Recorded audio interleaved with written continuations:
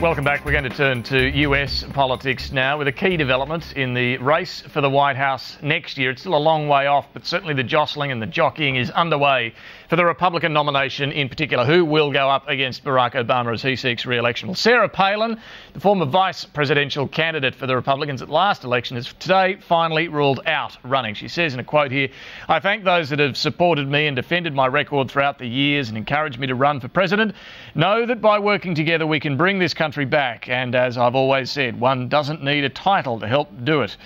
Well, Tom Switzer is from the US Studies Centre, also the editor of Spectator magazine. Tom, what do you think? Any great surprise here? No great surprises. I suspected some time ago that she would not run. I think that October before an election year is very late to run these days. You need the organisational skills, you need the money. Incredible time frame now, isn't it? It is indeed, absolutely. And the other point to bear in mind is I think there was a widespread sense, even among Republicans, that she really lacked the experience and judgment really to be a good presidential candidate. But she's a huge switch-on factor, isn't she? I mean, she is a brand name. She can draw massive crowds and probably massive money. Absolutely. I mean, there's no question she supplies a lot of ideological red meat to the conservative base of the Republican Party. But that's really the great concern for the Republicans. President Obama is very beatable. The unemployment rate is 9.1%. Not since the 40s has a president been re-elected when the unemployment rate has been 7.2% or higher. So he will struggle next year, but his best chance is if he and the Democrats can portray his opponent as an extremist, a hardliner, hyper-conservative. And I think Palin ticked all those boxes. So do all those people, and you may know roughly how many there would have been saying we want Sarah Palin to run, do they all now shift behind Michelle Bachmann, the Tea Party favourite? Well, look, that's a great question. There's no question that Mitt Romney is seen as the moderate candidate, and he is at this stage the front runner.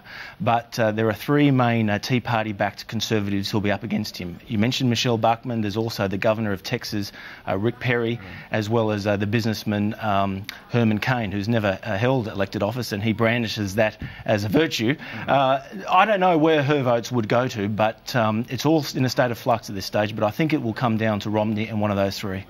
All right, well, if it is then Romney and one of those more conservative contenders, what sort of mood is the Republican Party in at the moment? And who can beat Barack Obama? A more moderate candidate like Romney, who's been around before in the last race and lost to McCain, or a more conservative candidate? Well, I think that Middle America is well to the right of, say, Australia or Western Europe, and one should always remember that something like 40 to 50% of Americans identify themselves as conservative, whereas only about 20% of Americans identify themselves as ideologically as liberals. But there is a big chunk of independents. And they usually move and shape elections, particularly in those swing states like Ohio, Pennsylvania, and in those suburban areas outside of Pennsylvania and Toledo, Ohio. They're the swing electorates, and they tend to be fairly fiscally conservative, but they're socially moderate. And if there is a Republican candidate who portrays him or herself as too right on those issues, I think that could alienate a lot of people. Tom Switzer, it's a fascinating race, and I'm sure we'll talk to you quite a bit throughout it. Thanks for joining us this afternoon.